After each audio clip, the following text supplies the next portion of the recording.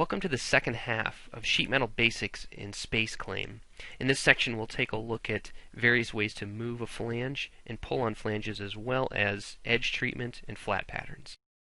Let's say we don't want this small flange 90 degrees from the flange it's sitting on, but we want it at a different angle. So we use the Move tool to reposition it. The way we do that is click on Move and then select any face of that particular bend that I want to rotate. Now, I've selected the outside face. When I rotate it in the blue direction, I click and drag. You see the location of the flange starts to change, but the radii still stays the same. Before I let go of the mouse, I'm going to hit the Escape key, and that will cancel out of that move. Where you select the face when you want to rotate a bend is important. If I were to click in white space, click here, sometimes the Move tool may not be in the correct location. If the Move tool doesn't show up in the correct location, for example, maybe I want to rotate this bend, and it's showing up, the Move tool is showing up here, but I really want to rotate it down below, all you have to do is click in white space and then click on this gray face closer to the bend that you want. Now, let's show what happens when I rotate that same flange, but instead rotate it from the inside. Now the location of it stays the same, but it's my pivot point of rotation that's changing. So I want to rotate a certain degree.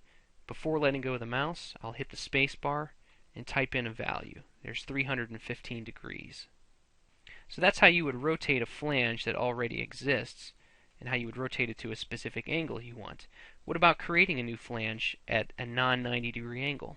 It's simple to do.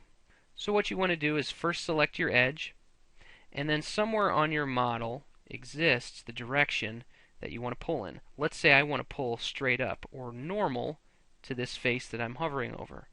After I have that edge selected, I hold down the Alt key on my keyboard, select that face, and you'll see that the small blue arrow on that edge changes directions. Now I can pull straight up, and I've got a flange going in the direction normal to the face that I've selected.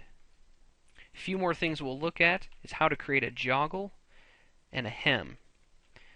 These are all done with the Pull tool. You'll notice whenever I've selected edges and pull on them, I've always been pulling 90 degrees. Now in order to escape out of this, I'll hit the Escape button on my keyboard.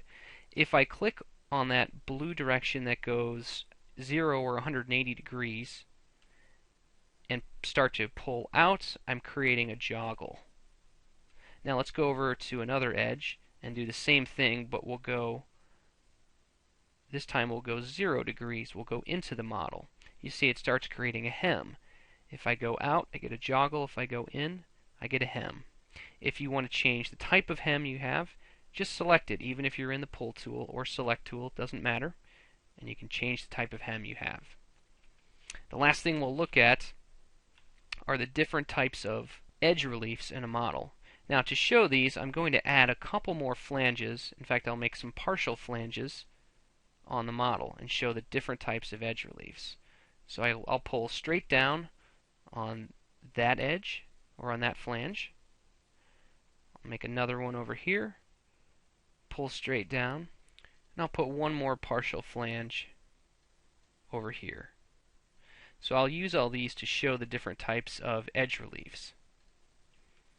When I zoom in and click on the yellow, I can change it to a square. This one is circular. We'll make the third one a rip.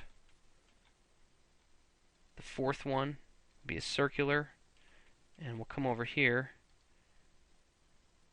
and change this type to smooth. So now you'll see the difference when I show the flat pattern. Speaking of flat patterns, you'll see how easy it is. Grab any planar face on the sheet metal body and click Unfold. Now, when I zoom in, you'll see the difference on all the edge reliefs. Here's the ripped, here's the circular, and here's that smooth. Now, you'll see one area that shows up in bright red. This is where, in the flat pattern, something overlaps. So there's an obvious problem. There's a few ways to fix this. One way is to go back into the solid model and maybe grab an entire edge and move that over. So let's try that. Using the Move tool, I'll grab that entire edge, shift that over, and now when I go back into the flat pattern, you see that it's gone. And the very last thing I'll show is how you put specific dimensions, or how to locate flanges a certain distance from each other. Let's say that I want the entire right-hand side to be a certain distance from the left-hand side. Well, I'm going to put this in a view that's easier to see. I'll do a plan view. And it's the entire right-hand side, so that I will just box select. I'm already in the Move tool. You could do it either or. You could select the Move tool first like I did, or select it after.